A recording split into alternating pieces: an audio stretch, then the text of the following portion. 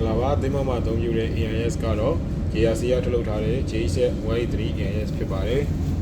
ဒီမေကာလေး serial number တွေအပေါ်မှာကြည့်လို့ရပါတယ်ဒါကတော့ AIS plug ပါဒီမှာလာပြီးထိုးတာပါ file တွေစီက AIS plug ကိုလည်းသုံးလို့ရပါတယ်နောက်ကြည့်မယ်ဆိုရင်တော့ display ကနေသွားမယ်ဆိုရင်ဘေးမှာ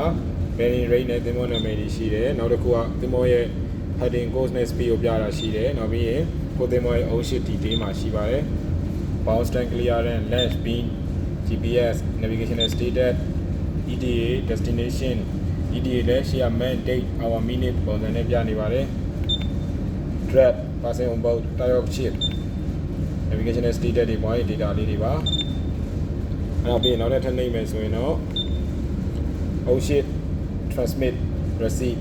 data လေးတွေဒါလေးတွေကတော့ AIS ကို maintain နဲ့လာတယ်ဆိုလို့ရှိရင်ဒါလေးတွေကြည့်ထားပေးရပါမယ်ဒီ display ကနေလည်းကိုယ်သင်္ဘောရဲ့ MMS ဆိုင်ကို check လုပ်ခိုင်းတဲ့ခါကျရင်ကြည့်လို့ရပါတယ်ဒါပြီးရင်တော့ကျွန်တော်တို့ဒီမှာဆိုရင်ဒါတင်ပါပါနောက်ပြီးရင်ဒီမှာ set ဆိုတာလေးက data point data တွေထည့်ပြီးသွားတဲ့ခါရင်ဒီ set လေးကိုနှိပ်ပြီးတော့ကြတော့ SCD ကိုပြောင်းပေးရပါတယ် clear လေးကတော့အလန်းလိုင်း clear လေးနှိပ်ပေးတာပါ enter လည်းရှိပါတယ်ပြီးရင်တော့ menu ကိုသွားကြည့်မယ် point data တွေမှာခုနပြောတဲ့ navigation status တွေက underway using engine and anchor no under command restricted maneuver basic constraint by direct move ground engage fishing စသဖြင့်သူ့ရဲ့ navigation status တွေရှိပါတယ်အခုမောင်းတဲ့ဖဲတော့ကြောင်းမို့လို့ underway using engine ကိုထားရပါမယ် enter လေးနှိပ်ပေးရတယ် destination ကတော့ AIS code တွေထည့်ပေးတာပါ ETA ဆရာကနေတွက်ချက်ပြီးတော့ထည့်တာပါ drag passing on board ship typeဒါလေးဖြည့်ပြီးသွားပြီဖြည့်ပြီးသွားတဲ့ခါကျရင် set ကိုနှိပ်မယ် SCD set ဆိုတာလေးကို enter နှိပ်ပေးပါမယ် message မှာဆိုရင် edit transmit tray ကိုလွှတ်ထားတာ receipt tray ကိုရထားတာ interrogation လောင်းနေတာကြီးကြည့်လို့ရတယ်နောက်ပြီးရင် maintenance ကတော့ပုံမှန် daily လုပ်နေကြကိစ္စလေးပါ set diagnosis ဆိုရင် menu တွေကနေပြီးတော့ကြတော့ set diagnosis ကိုနှိပ်တယ်ပြီးရင် enter နှိပ်တယ်အားလုံး enter လိုက်နှိပ်ပေးလိုက်တဲ့ခါကျရင် controller တွေ LCD တွေအားလုံး transponder တွေကောင်းမကောင်းကိုစစ်လုပ်နေပါတယ် transponder လော့ထဲမှာလည်းခုနစစ်ထားတဲ့ကောင်ကြီးကြီးလို့ရတယ် controller လော့မှာလည်းကြီးလို့ရပါတယ် LAN လော့မှာလည်းကြီးလို့ရပါတယ် communication desk ကတော့သက်ဆိုင်ရာသင်္ဘောရဲ့ MMS ဆိုင်ကိုကြည့်ပြီးတော့နှမ်းပြီးတော့လွှတ်ပေးတာပါ alert တွေရှိခဲ့ရင်ကြီးလို့ရတယ် sensor တွေရဲ့ status တွေကြီးလို့ရတယ် event လော့မှာဆိုရင်အရင်တော့ဗာဖြစ်ထားတဲ့ event ရှိလဲကြီးလို့ရတယ် software version နော် controller 3 controller display 3 LAN 3ဒါလေးတွေကြီးလို့ရပါတယ်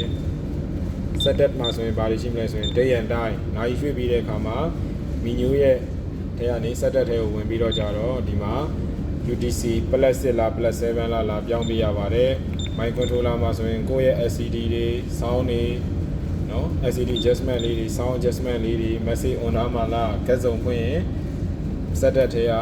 menu setup ပြီးလို့ရှိရင် get စုံရဲ့ get စုံလေးတွေလည်းဒီမှာလာဖွင့်ထားလို့ရတယ်ပြီးရင်တော့ user key assign ဆိုတာလည်းရှိတယ် password တွေထည့်တာတွေ locating device တွေ launching set တွေ silent mode တွေ non use data လေးတွေဒီမှာလာလုပ်လို့ရတယ် regional channel ကပါရှိလဲ power reduction cruise ship PHD SDC set password position display locating device ဒါလေးတွေလည်းထည့်ထားလို့ရပါတယ်အဲ့ဒါတွေကတော့ဒီ AIS မှာအသုံးပြုတဲ့အပေါ်ကဒီ key လေးတွေရဲ့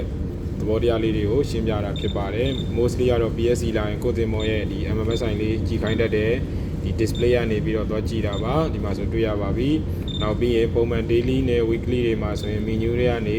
number 3 maintenance ကိုသွားပြီးတော့ diagnosis လုပ်တာပါအဲ့ဒါလေးတွေကြည့်ရတတ်ပါတယ်ဒီမှာဆိုရင်လည်း radar မှာလည်း AIS မှာလည်း